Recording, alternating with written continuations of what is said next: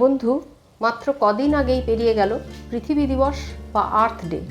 এই পৃথিবী আমাদের জীবন মরণের একমাত্র ঠিকানা, আমাদের ক্ষুধার অন্ন, তৃষ্ণার জল, নিঃশ্বাসের বাতাসের এক এবং একমাত্র সম্বল। আমাদের আদিমতম পূর্বসূরিদেরও ধাত্রীজননী হচ্ছে এই পৃথিবী। তার কাছে আমাদের ঋণের কোনো শেষ নেই। সেই ঋণ আমরা স্বীকারও করেছি। কিভাবে?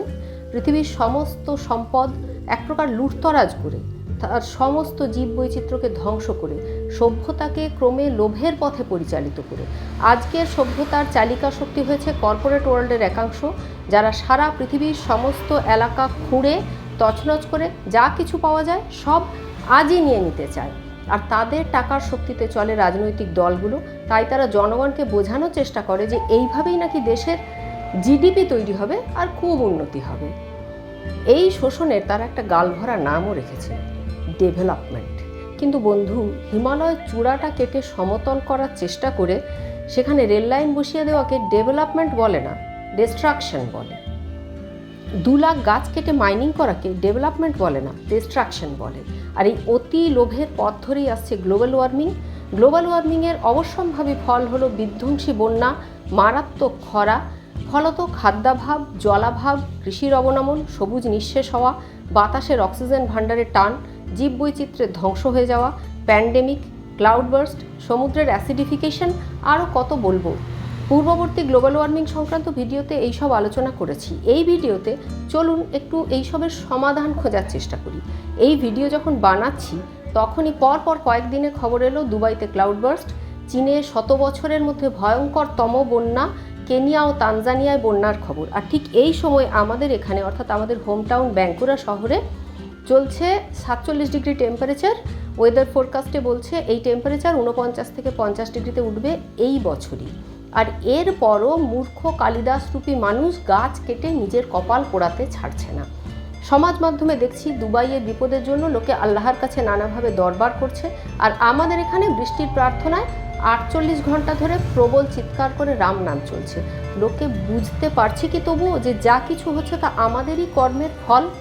কোনো ঈশ্বর আল্লাহ আমাদের কর্মের ফল থেকে আমাদেরকে উদ্ধার করতে রাজি হবেন না। কর্ম সংশোধন করতে হবে। এই সংশোধন তথা সমাধানের জন্য প্রথমে বুঝতে হবে গ্রিন হাউস এফেক্ট আর গ্লোবাল ওয়ার্মিংয়ের মধ্যে ডিফারেন্সটা ঠিক কী। গ্রিন হাউস এফেক্ট প্রকৃতির নিজস্ব নিয়মে ঘটে, যা পৃথিবীর জীব ও উদ্ভিদ জগতের সৃষ্টি এবং জীবন ধারণের জন্য আশীর্বাদ।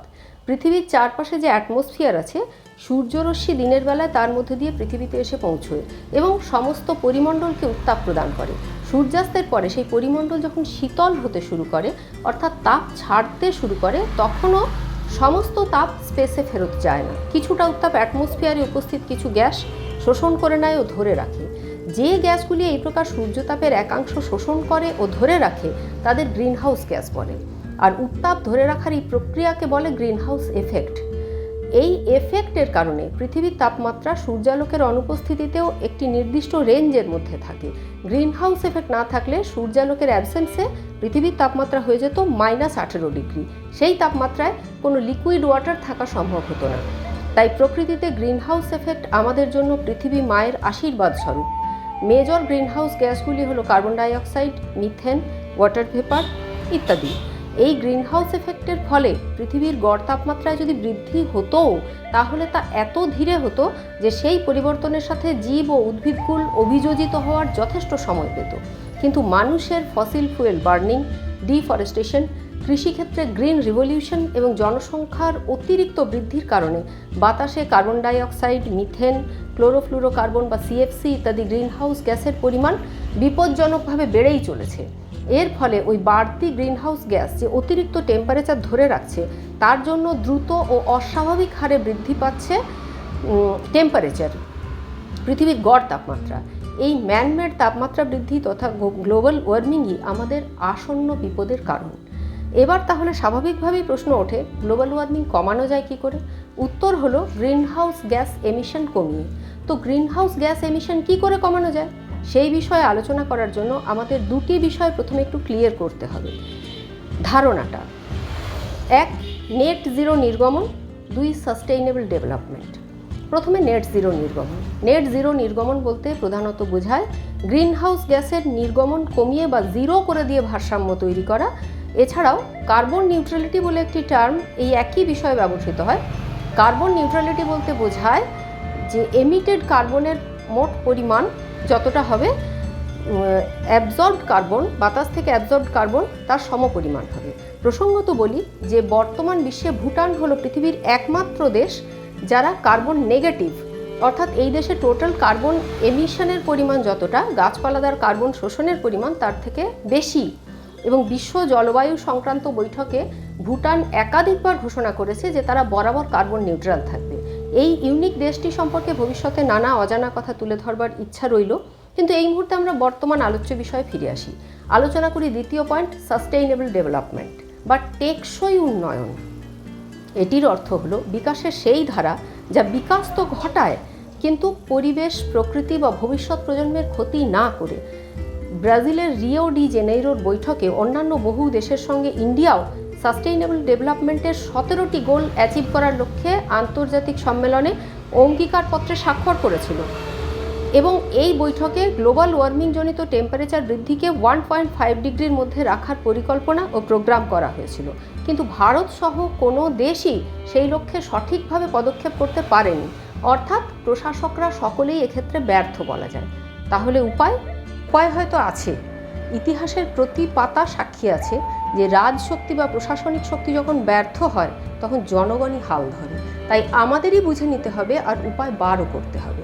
তাহলে আসুন দেখি যে কোন কোন বিষয়ের দিকে আমাদের মাথা ঘামাতে হবে বা অ্যাক্টিভ হতে হবে। একটু আগেই বলেছি যে 17টি বিষয়ে সাস্টেইনেবল ডেভেলপমেন্ট গোল অ্যাচিভ করার পরিকল্পনা করেছিল ভারত এবং বাকি দেশগুলিও। সেই 17টি বিষয়ের মধ্যে রয়েছে এমন কিছু বিষয় যা নিয়ে আমরা স্বচ্ছন্দে লোকালি কাজ করতে পারি এবং এই কাজের ফলে আমাদের ব্যক্তিগত অনেক সুবিধাও হবে। প্রথমত, অ্যাফোর্ডেবল অ্যান্ড ক্লিন এনার্জি। তো এনার্জি আমরা কি কি ফর্মে ইউজ করি? পেট্রোল, ডিজেল, রান্নার গ্যাস এবং ইলেকট্রিসিটি। আর এগুলির বেশিরভাগই আসে ফসিল ফুয়েল বার্নিং থেকে, যার দরুনই বিপুল পরিমাণ গ্রিন হাউস গ্যাসের এমিশন হয়। গভর্নমেন্টও এইসব জনগণকে সেল করে ভালো পরিমাণ রোজগার করে, আর এগুলো অতি প্রয়োজনীয়, সুতরাং আমাদের কিনতেই হয়। আমাদের মান্থলি বাজেটের একটা বড় অংশ এতে যায়। গ্রামীণ এলাকাতেও এখন গ্যাস ব্যবহার হচ্ছে, মানে জ্বালানি গ্যাস। আবার অনেক পরিবার বেশিরভাগ গ্যাস সিলিন্ডার দালালের মাধ্যমে বিক্রি করে সিলিন্ডারের ভর্তুকিটা উপার্জন হিসেবে লাভ করেন। এটা কেন হয়? কারণ সরকারি নীতি নির্ধারকরা মাটিতে পা দিয়ে চলেন বলে মনে হয় না। ওনারা চলেন কর্পোরেট ইনফ্লুয়েন্সে। গ্রামের মানুষের গোবর, কাঠ ইত্যাদির যে বড়সড় ভাণ্ডার থাকে সেটা তো তারা ফেলে দেবেন না। আর ভারত পৃথিবীর 1 নম্বর দুগ্ধ উৎপাদক দেশ, অতএব গরু, মোষ আর গোবরের কোনো অভাব নেই। সরকার এখানে গোবর গ্যাস বা বায়োগ্যাস নিয়ে যথাযথ কাজ করলে এখানে এলপিজি গ্যাস ব্যবহার করার পরিমাণ হয় হতোই না দরকার, নয়তো অনেকাংশে কমানো যেত। আর জনগণ পেত সম্পূর্ণ ফ্রি জ্বালানি এবং অফকোর্স গ্রিনার জ্বালানি, ক্লিনার জ্বালানি। এই বিষয়ে আমাদের থেকে অনেক পরে কাজ শুরু করেও এগিয়ে চলেছে চায়না, আর অনেক পরে কাজ শুরু করেও এগিয়ে চলেছে জার্মানি। আর আমরা এত প্রচুর গোবর আর গ্রামীণ আনাজপাতির খোসা, গাছ থেকে পড়া পাতা, ফসলের বাতিল অংশ, কাঠের চোকলা ইত্যাদি দিয়ে গ্রামের পরিবেশ নোংরা করছি, কিন্তু বায়োগ্যাসের বিষয়ে ডিটারমাইন্ড হচ্ছি না। কেন? বায়োগ্যাসে শুধু রান্নাই হবে না, আবর্জনা যাবে কমে, আর বাই প্রোডাক্ট হিসেবে যে স্লারি পাওয়া যাবে তা উৎকৃষ্ট জৈব সার রূপে ব্যবহৃত হতে পারবে। ফলে কৃষিক্ষেত্রেও পরিবেশ বান্ধব কৃষির উদ্ভব সহজতর হবে।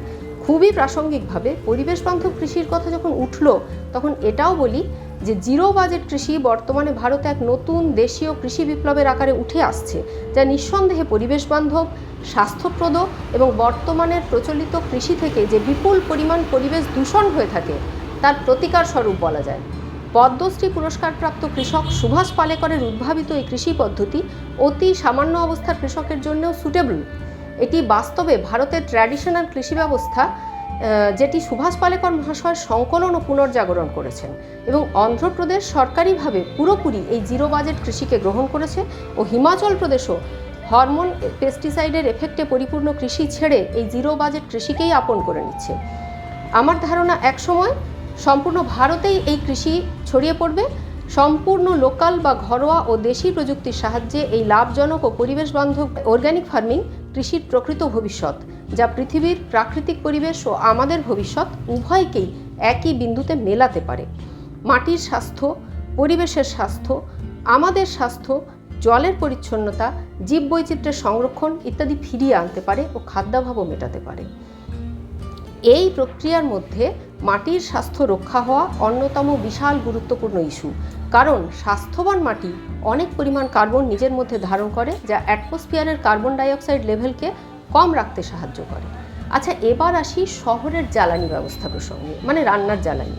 এখানে রান্নার গ্যাস, মোটর বাইকের পেট্রোল আর ইলেকট্রিসিটি, তিনটি সমস্যারই একটি সহজ সমাধান করার সম্ভাবনা আছে, সোলার প্যানেল। আপনার বাড়ির ছাদে বসাতে পারেন সোলার প্যানেল। ইন্টারনেট ঘেঁটে দেখুন, একটা ফর্ম ফিল আপ করে ভর্তুকি সহ লোন পাওয়া যাবে এই কাজের জন্য। আর আজকালকার সোলার প্যানেল এতটাই উন্নত যে মেঘলা দিনেও সামান্য আলো থেকেই যথেষ্ট কারেন্ট উৎপাদন করা যায়। আছে সুদীর্ঘ বছরের ওয়ারেন্টি। ইন্ডাকশন ওভেন বা হিটার আর বাইক ব্যবহার করতে পারলে আপনার রান্নার গ্যাস, বাইকের তেল খরচ আর ইলেকট্রিসিটি সবই তো প্রায় ফ্রি হয়ে যাবে। সঙ্গে থাকবে গ্রিন এনার্জি ব্যবহারের পরিবেশ সংরক্ষণ। আর একটু ভেবে চিনতে গ্রিন এনার্জিতে শিফট করতে পারলে পকেট ফ্রেন্ডলিও হবে, আবার সাস্টেইনেবল বা পরিবেশ ফ্রেন্ডলিও হবে। এছাড়া ডিজেলের ক্ষেত্রে বলা যায়, ডিজেলের সাথে ভ্যারেন্ডা ও অন্যান্য তৈলবীজ গাছ থেকে নিষ্কাশিত জৈব বায়োডিজেল মিশ্রিত করলে খনিজ ডিজেলের ব্যবহার অনেকখানি কমিয়ে আনাও সম্ভব। তবে বায়োডিজেলের উৎপাদনে সরকারকে আরও যত্নশীল হতে হবে। আর সোলার এনার্জি উৎপাদনের ক্ষেত্রে ভারত সরকার দ্রুত উন্নতি করছে। হয়তো সরকার ফসিল ফুয়েল থেকে প্রাপ্ত রোজগারটাকেও ছাড়তে চাইছে না, কিন্তু কার্বন ট্যাক্স ইমপ্লিমেন্ট করেও সরকার তার এই লস পূরণ করতে পারে। তাছাড়া এই গ্রিন এনার্জি নতুন অনেক স্কোপ এবং জব সৃষ্টি করবে। কাজেই গ্রিন এনার্জিতে শিফট করা সব দিক থেকেই একান্ত জরুরি। এরপরে আসি গাছের কথায়। একটি গাছ অনেক প্রাণ। সবচেয়ে বড় ও সরল সমাধান হচ্ছে গাছ। উদাহরণ হিসেবে এখানে রাজস্থানের পিপলান্ত্রি গ্রামের কথা আমরা বলতে পারি। এক রুক্ষ পাহাড়ি মরুভূমি আজ সুজলা সুফলা শস্য শ্যামলা হয়েছে শুধুমাত্র বছরের পর বছর ধরে গাছ লাগিয়ে লাগিয়ে। গাছের গুরুত্ব মৌখিকভাবে জিজ্ঞাসা করলে তো প্রায় সকলেই জানেন, কিন্তু কথায় কথায় গাছ কেটে ফেলার সামান্য কারণে বা অকারণে ঝোপঝাড়ে আগুন লাগানোর সময় এসব গুরুত্বের কথা কিন্তু মানুষের মনে থাকে না। এই সামাজিক সংস্কৃতির 180 ডিগ্রি পরিবর্তন প্রয়োজন। আর এই পয়েন্টেই দরকার মাইক্রো লেভেলে বা লোকাল লেভেলে এই সাস্টেইনেবল ডেভেলপমেন্টকে পালন করা। প্রচুর গাছ লাগানো এবং গাছ সংক্রান্ত বিষয়ে অ্যাওয়ারনেস প্রোগ্রাম করতে থাকা একান্ত জরুরি। বাতাসে অক্সিজেন চাই, গাছ দেবে। জংলি প্রাণীদের খাবার ও বাসস্থান চাই, গাছ দেবে। মাটির ক্ষয়রোধ গাছ করবে। বাতাসের কার্বন ডাইঅক্সাইড অপসারণ গাছই করবে। পরিবেশ ঠান্ডা করতে হবে, গাছ থাকলেই হবে। বন্যা প্রতিরোধ গাছ করতে পারে। মাটিকে উর্বর করা, ভূগর্ভস্থ জলের পরিমাণ বৃদ্ধি, এই সব কিছু করে বিশ্ব উষ্ণায়ন কমাতে পারে গাছ। এই ম্যাজিক দণ্ডটিকে ব্যবহার করে আমরা এখনও পরিস্থিতিকে অনেকটাই আমাদের আয়ত্তে আনতে পারি বন্ধু। নিজের ব্যক্তিগত অভিজ্ঞতা থেকে বলতে পারি, 10-12 বছর কাজ করলেই গাছ বিষয়ক এই সামাজিক সংস্কৃতির পজিটিভ ডিরেকশনে পরিবর্তন সম্ভব। আর এই কাজ আমাদের করতেই হবে। শুধু সামাজিক বনসৃজনই নয়, জঙ্গলেও গাছ লাগাতে হবে। এমনকি বাড়ির ছাদে, ফ্ল্যাটের ছাদে, ব্যালকনিতে রীতিমতো গাছ লাগান। ছোট বড় মাঝারি যেমন সম্ভব সর্বত্র সবুজের কালচার তৈরি করার জন্য এগিয়ে আসুন। আরও আমরাও করতে চলেছি। আমাদের হোম টাউন বাঁকুড়াতে এই বছর থেকে সর্বত্র গাছ লাগানোর প্ল্যান, এই বর্ষাকাল থেকে। তবে শুধু হুজুগে গাছ লাগালেই হবে না, রীতিমতো মশারি বা বাগদা চট ও খুঁটি দিয়ে ঘিরে আগাছা পরিষ্কার করে ছোট ছোট কমিউনিটি তৈরি করে প্রয়োজন মতো জল দিয়ে গাছ বাঁচাতে হবে। আর একটা বিষয়ে আমাদের আরও সরব হওয়ার প্রয়োজন, সেটা হলো গাছেদের অধিকার। আমি জানি এই পর্যন্ত শুনে অনেকেই অবাক হচ্ছেন, কিন্তু বন্ধু, গাছেদেরও বেঁচে থাকার অধিকার আছে। শুধু আমাদের জীবজগৎকে সার্ভিস দেওয়াই গাছের একমাত্র পরিচয় নয়, তাদেরও প্রাণ আছে, তাদেরও বাঁচার অধিকার আছে। একটা বিচিত্র আইন আছে এদেশে। একটা মহিরুহ কেটে ফেলবে, আচ্ছা ঠিক আছে, তাহলে আরও 10টা গাছ লাগিয়ে দাও। জানি না কেন এই 21শে আইন প্রস্তুতকারীদের মাথায় এই সাধারণ কথাটা এলো না যে একটা মহিরুহ বা একটা বড় গাছের সমতুল্য কোনো দিক থেকে 10টা চারা গাছ হতে পারে না। তাদের সার্ভাইভাল ক্যাপাসিটি, তাদের অক্সিজেন উৎপাদন ক্ষমতা, তাদের পাখি ও জীবকুলকে আশ্রয় দেবার ক্ষমতা, তাদের মাটির ক্ষয় রোধ করবার ক্ষমতা কোনোভাবেই ওই একটি বৃহৎ বৃক্ষের সমান হতে পারে? গাছেদের সুরক্ষার ব্যাপারে আরও অনেক বেশি স্ট্রিক্ট ও অনেক বেশি সেন্সিটিভ আইন দরকার। গাছের বিষয়ে কনসার্ন বাড়িয়ে তুলে ধীরে ধীরে সংস্কৃতির পরিবর্তনের মধ্যে দিয়ে গড়ে উঠতে পারে সাস্টেইনেবল সিটিজ অ্যান্ড কমিউনিটিস। আমাদের জনপ্রতিনিধিরা কোনোদিনই প্রাকৃতিক বিষয়ে কিছু বোঝেন না। কারণটা সহজ, কারণ আমরা নিজেরা বুঝি না। জল, ইলেকট্রিসিটি, চাকরি, রাস্তা দাবি করি। কবে কে শুনেছে যে আমরা বিশুদ্ধ বাতাস, স্বচ্ছ জল, সবুজ পরিবেশ ডিমান্ড করেছি? করিনি। তাই জন্যেই আদিবাসীদের শত প্রতিবাদ সত্ত্বেও হাসদেও জঙ্গল কেটে মাইনিং হচ্ছে। যে পার্টি যখনই পাওয়ারে আসছে তারা তখনই সেই একইভাবে জঙ্গল কাটায় মদত করছে। ছত্তিশগড়ের বর্তমান মুখ্যমন্ত্রীকে প্রশ্ন করা হয়েছিল এই হাসদেও জঙ্গল কাটার বিষয়ে। তিনি সদম্ভে উত্তর দিয়েছেন, আপনাদেরই এসি, পাংখা, কুলার চালানোর জন্য কয়লা তুলে ইলেকট্রিসিটি বানানো হবে। আমার মাতৃভাষা বাংলা হয়তো আপনি বুঝবেন না mister chief minister of Chhattisgarh, तो राष्ट्रभाषाएं सुनून। आपका ये जो नेक्सस है, जो इंडस्ट्री और जनता के नाम पर आदिवासियों को, जंगलों को और जंगली जानवरों को लूटते हैं, उस नेक्सस को हम रिजेक्ट करते हैं। सुना आपने? हम लोग रिजेक्ट करते हैं। अगर आप हमें आदिवासी भाई बहनों की, जंगली पेड़ पौधों की और जंगली जानवरों की खून और आंसू की कीमत पर बिजली देते हैं तो वो बिजली हमें नहीं चाहिए। अगर हमें आप सोलर एनर्जी या कोई ग्रीन एनर्जी दे सकते हैं तो दीजिए, वरना गद्दी छोड़ दीजिए प्लीज। हमें काबिल आदमी चाहिए। সব শেষে বলতে চাই মানুষের মারাত্মক জনসংখ্যার কথা। দেখুন, সকলেই পড়েছেন যে একটা বাস্তু পিরামিড আছে যেটা কতকটা এরকম দেখতে। তো এই একটা জিনিস পরিষ্কার দেখা যাচ্ছে যে টপ লেভেলের যে খাদকের সংখ্যা সেটা সবচেয়ে কম হওয়া দরকার। সেই জায়গায় মানুষের সংখ্যা আজ এত বেশি হয়ে গেছে যে কৃষি, পশুপালন ইত্যাদির মাধ্যমেও নিচের লেভেলে আর খাদ্য সংযোজন করা মুশকিল হয়ে যাচ্ছে। বাতাসের অক্সিজেন থেকে বেঁচে থাকার রসদ, মাটির উর্বরা শক্তি থেকে পরিবেশের দূষণ মুক্তি সব কিছুই ইস্যুতে পরিণত হয়েছে। তাই সুস্থভাবে বাঁচতে গেলে জনসংখ্যা কমাতেই হবে। ক্লাউড সিডিং করে বৃষ্টি, অক্সিজেনেশন প্ল্যান্ট থেকে অক্সিজেন, ডিস্যালিনাইজেশন প্ল্যান্ট থেকে জল কিনে কিনে কুলোতে পারবে মানুষ? গাছ না থাকলে বৃষ্টি, অক্সিজেন অফুরন্ত পরিমাণে আর ফ্রিতে পাওয়া যাবে না। বৃষ্টি না হলে ফ্রি জল মিলবে না। তখন ভাত খেতে সবার টাকা নেই, তো জল, অক্সিজেন এসব কী করে কিনবে আর কজন কিনবে? আর একটা ইম্পর্ট্যান্ট বিষয় বাকি রয়ে গেল, সেটা হলো সমুদ্রের কার্বনিফিকেশন। এর কিছুটা ওয়ে আউট সম্ভব হতে পারে সিউইড চাষের মাধ্যমে। সমুদ্রে সিউইড খাদ্য প্রস্তুত করার জন্য প্রচুর মাত্রায় কার্বন ডাইঅক্সাইড গ্রহণ করে ও অক্সিজেন রিলিজ করে। তাই সামুদ্রিক আগাছা বা সিউইড চাষের মাধ্যমে সমুদ্র জলে কার্বন ডাইঅক্সাইডের পরিমাণ বেশ কিছুটা নিয়ন্ত্রণ করা সম্ভব।